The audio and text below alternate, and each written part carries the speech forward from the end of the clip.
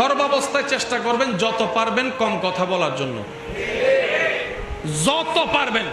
মন চাচ্ছে বলতে, জিহ্বাটাকে দাঁত দিয়ে কামড়ায় ধরবেন। প্রথম একটু কষ্ট হবে, এক সপ্তাহ প্র্যাকটিস করলে, 2 সপ্তাহ করলে দেখবেন আয়ত্ত চলে আসবে।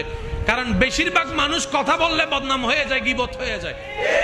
আপনি কারো সাথে ফোনে 3 মিনিটের বেশি একটু লেনদেন ছাড়া কথা বলে দেখেন তো, কোনো না কোনো ভাবে দেখবেন অন্যের বদনাম চলে আসছে। বলেন না, আপনি টেবিলে বসে যে কারো সাথে 10টা মিনিট কথা বলেন, প্রয়োজনীয় কথা দেখবেন 2-3 মিনিটে শেষ।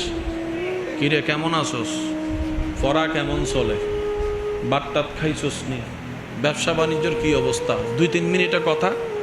এখন এই বাকি সময় কেমনে কি করবেন? তারপর শুরু হয়, শুনছেন নি খবর একটা, কি হইছে, হইতেরও বাড়ি মাইয়া তো ফালাই গেছে গা।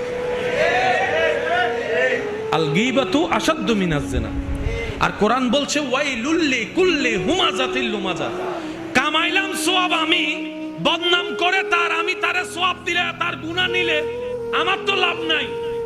তো বদনাম হয় কি কান দিয়ে নাকি জিহ্বা দিয়ে?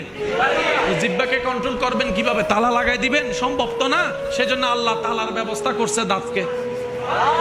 আল্লাহ পাক বলে, জিহ্বায় যদি তোকে বেশি বেশি গুনাহ করাইতে চাই, তুই একটা কাজ করিস, আমার দেওয়া দাঁত দিয়ে তারা চিবা ধরিস।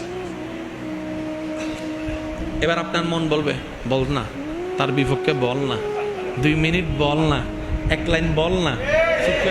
তখন আপনি বলবেন যে তোর মন চাইলে তুই হগু, আমি বলবো না। 3টা মিনিট জিহ্বা কামড় ধরে রাখেন, আপনি মহা কবিরা গুনাহ থেকে বেঁচে যাবেন। 2টা সপ্তাহ প্র্যাকটিস করেন, তারপরে দেখেন আল্লাহ আপনাকে সাহায্য করবেন যে আপনি যাতে করতে পারেন।